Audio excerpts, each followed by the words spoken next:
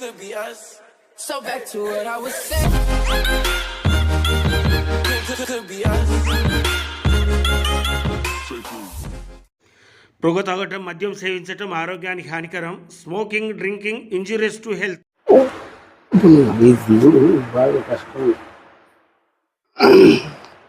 Friends, ఇది దిగాలన్నా కూడా చాలా కష్టంగానే ఉంది. ఒక బిల్డింగ్ మీదకి ఎక్కినట్టు ఫస్ట్ ఫ్లోర్ ఇక్కడి నుంచి జంపేను. ఇక అది లోపడుకున్నది కనవాలే. ఓకే,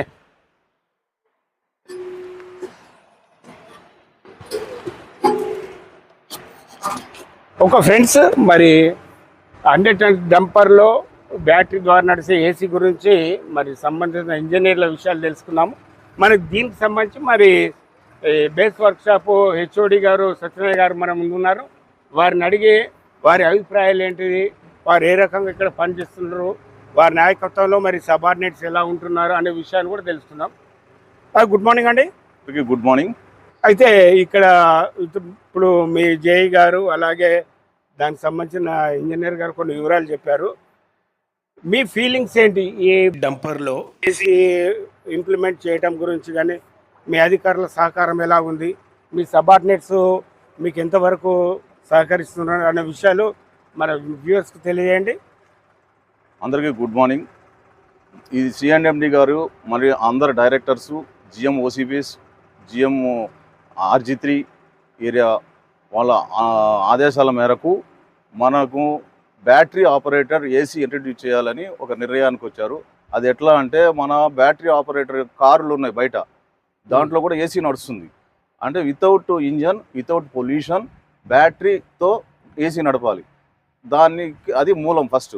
దాని నుంచి క్వాలిటీ సిస్టమ్ వాళ్ళు కొద్దిగా దాన్ని ముందుకు తీసుకొచ్చారు. జిఎంఓసీని కన్సర్న్ అయ్యి ఒక బండి మీద ట్రయల్ చేస్తామంటే OC1ని ఎన్నుకున్నారు. దాని ప్రకారం మేము OC1కి వచ్చిన తర్వాత 222 డంపర్, H222 డంపర్ అనే దాన్ని ఏసీ ఫిట్ చేయడానికి వాళ్ళకి అనుమతి ఇచ్చాము. ఈ ఏసీ ఫిట్ చేసింది వాళ్ళు ఓన్లీ ట్రయల్ బేసెస్. ఆ ట్రయల్ బేసెస్లో 1 ఇయర్ నడిచిన తర్వాత అది సక్సెస్ అయిన తర్వాత ఫర్దర్ ప్రొసీడింగ్స్ ఉంటాయి. ఇప్పుడు వరకు 6 మంత్స్ అయింది. 6 మంత్స్లో ఏసీ ఎప్పుడైతే ఇంజన్ ఆఫ్ చేయాల్సిన పొజిషన్ వస్తుంది, ఇంజన్ ఎప్పుడు ఆఫ్ చేయాల్సి వస్తుందంటే, డంపర్ తీసుకుపోయి ఆపరేటరు షావల్ దగ్గర లోడ్ చేసేటప్పుడు ఐడిల్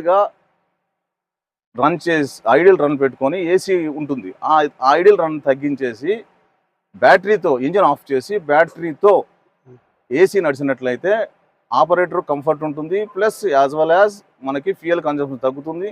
నెక్స్ట్ బ్యాటరీ ఆపరేటర్ కొద్ది టైము మనము పొల్యూషన్ కూడా, అంటే మనకి ఎగ్జాస్ట్ గ్యాస్తో వచ్చే పొల్యూషన్ కూడా తగ్గించవచ్చు. ఇది దీని మెయిన్ ఉద్దేశం. దీనివల్ల దీన్ని ఇంట్రడ్యూస్ చేయాలని ట్రయల్ బేసిస్ మీద క్వాలిటీ సిస్టమ్ నుంచి తీసుకొని చేసాం.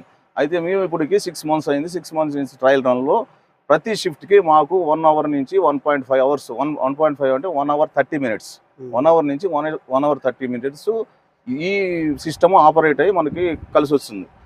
దానికి అవరోమీటర్ కూడా సపరేట్ ఉంది. ఆ ఏసీ సిస్టమ్కి సపరేట్ అవరోమీటర్ ఉంది. ఆ అవరోమీటర్ ప్రకారం ఆ అవర్స్ కూడా తీసుకున్నాం. ఆల్రెడీ 6 మంత్స్ స్టడీ చేస్తాం. ఇంకో 2 మంత్స్ స్టడీ చేసి దాన్ని ఇంట్రడ్యూస్ చేయడానికి మ్యాక్సిమం ట్రై చేస్తాం. దాని కాస్ట్ పరంగా అది 3.5 lakhs అని చెప్తున్నారు. ప్లస్ దానికి సైజు కూడా కంఫర్ట్ ఉంది. Size 80 centimetres into 40 centimetres into 40 centimetres, అంటే మనకి డంపర్లో ఎటువంటి డిస్టర్బెన్స్ రాదు. దానివల్ల బిగ్ సైజ్ ఉంటే కొద్దిగా ప్రాబ్లం రావటం అదేం లేదు. కాబట్టి ఇది కంఫర్ట్గానే ఉంది. దీని 28 degrees వరకు టెంపరేచర్ వస్తుంది. క్యాబిన్లో ఆపరేటర్ కంఫర్ట్ ఉంది. ఇది ఫ్యూచర్లో దీన్ని డిసైడ్ చేసి ఇంప్లిమెంట్ చేయడానికి పెద్దల ఆదేశాల మేరకు ట్రై చేస్తాం. ఓకే, ఇప్పుడు మీ పరిధిలో మీ కంట్రోల్లో నడుస్తుంది కాబట్టి మీరు మీ టీం అంతా దీని విషయంగా సంతృప్తికరంగా ఉన్నారా? ప్రస్తుతానికి సంతృప్తిగా ఉన్నాము. ఇంకా దీన్ని pollution analysis plus P L analysis చేసి అప్పుడు మిగిలిన రిపోర్ట్ ఇస్తాం. ఓకే అండి, థ్యాంక్ యూ సార్, చాలా చక్కటి విషయాలు చెప్పారు. అలాగే ఏఈ గారు కూడా మనకు మధ్యలో కలిశారు. థ్యాంక్ యూ అండి.